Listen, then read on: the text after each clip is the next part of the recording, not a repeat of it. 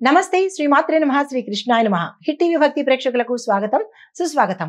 November 8, 2025 శనివారం నాటి ఫలితాలు అనగా గ్రహస్థితులు ఎలా ఉన్నాయి, ఆ గ్రహాలు ఇచ్చే ప్రభావం ఎలా ఉంటుంది అనేది వివరంగా చూద్దాము.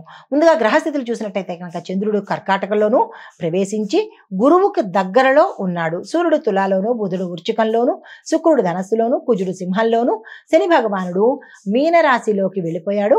వక్రగతిలో సంచారం చేస్తున్నాడు. రాహు, మేషం, కేతు తులాలో సంచారం చేస్తున్నారు. ఈ సంచార ఫలితాలు 12 రాశుల వారికి ఎలా ఉండబోతోంది అనే అంశంలో తదుపరి రాశి మకర రాశి. ఉద్యోగంలో కొత్త బాధ్యతలు వస్తాయి. ఆరోగ్యపరంగా కాస్త అలసట అనిపించేటట్టుగా గోచరిస్తోంది. ఆహారము, విశ్రాంతి సమయానికి తీసుకోండి.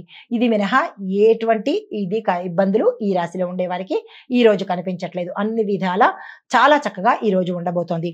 పరిహారంగా శని భగవానుడికి నువ్వుల నూనె దీపాన్ని వెలిగించుకోండి. మీకు కలిసి వచ్చే రంగు నలుపు రంగు.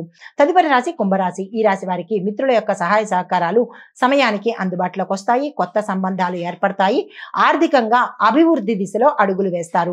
పరిహారంగా హనుమాన్ చాలీసా చదవడంతో పాటు హనుమంతుడి ఆలయ దర్శనం చేసుకున్నట్టయితే కనుక విశేషమైన ఫలితాలు పొందుతారు. మీకు కలిసి వచ్చే రంగు నీలి రంగు. తదుపరి రాశి మీనరాశి. ఈ రాశి వారికి శని వక్ర గమన ప్రభావము మీ మీద ఎక్కువగా పడే అవకాశం కనబడుతోంది. సంబంధించిన జాగ్రత్తలు తీసుకోండి. కుటుంబం ఆనందంగా ఉండబోతోంది. వృత్తి వ్యాపార వాణిజ్య రంగంలో ఉన్నవారు, రాజకీయ రంగంలో ఉన్న వారికి కొంత పురోగతి అంటే డెవలప్మెంట్ గోచరిస్తోంది. ధనపరంగా విశేషమైన లాభాలు పొందేందుకు అవకాశం కనబడుతోంది. పరిహారంగా తులసి మాల, తులసి దళాలను విష్ణుమూర్తికి కనుక సమర్పించినట్టయితే మంచి ఫలితాలు పొందుతారు. మీకు కలిసి వచ్చే రంగు పసుపు రంగు. ఈ రంగు వస్త్రాన్ని ధరించి ఎటువంటి ప్రయత్నాలు చేసినా సక్సెస్ అయ్యే అవకాశాలు కనబడుతోంది. అయితే ఈ రోజు సమగ్ర విశ్లేషణ ఏంటంటే కనుక మిథున, కర్కాటక, వృశ్చిక, ధనస్సు రాశులకు అత్యంత శుభప్రదము. అయితే తుల, మకర, సింహ రాశుల వాళ్ళు కొంచెం జాగ్రత్తగా వ్యవహరించినట్టయితే మంచి ఫలితాలు పొందుతారు. ఇది మేష ద్వాదశ రాశుల వారికి చెప్పదగినటువంటి గోచారరీత్యా ఫలితాలు, పరిహారాలు, సూచనలు.